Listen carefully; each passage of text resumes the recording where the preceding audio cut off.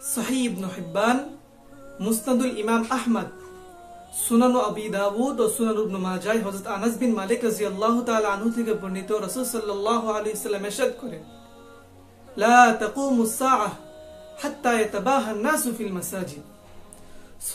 সুনানুন নাসাইর আরেক বর্ণনায় রাসূল সাল্লাল্লাহু আলাইহি ওয়াসাল্লাম ইরশাদ করেন, মিন আশরাতিস সাআহ আন ইয়াতাবাহা আন-নাসু ফিল মাসাজিদ। অর্থাৎ কিয়ামতের আলামত সমূহের মধ্যে থেকে একটি হলো যে মানুষ মসজিদের বিষয়ে একে অপরের সাথে গর্ববোধ করবে।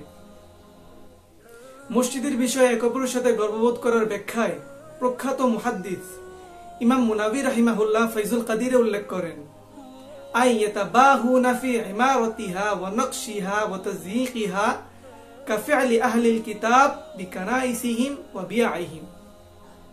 অর্থাৎ ইমাম মুনাবি রাহিমাহুল্লাহ বলেন যে মুসলমানরা সুউচ্চ মসজিদ নির্মাণ, মসজিদকে সৌন্দর্যমণ্ডিতকরণ, মসজিদকে চাকচিক্যপূর্ণ ও নকশাবৃত করার ক্ষেত্রে একে অপরের সাথে গর্ব করবে, যেমনটা করে থাকে আহলে কিতাব তথা ইহুদি খ্রিস্টানরা তাদের গির্জা এবং উপাসনালয় নিয়ে।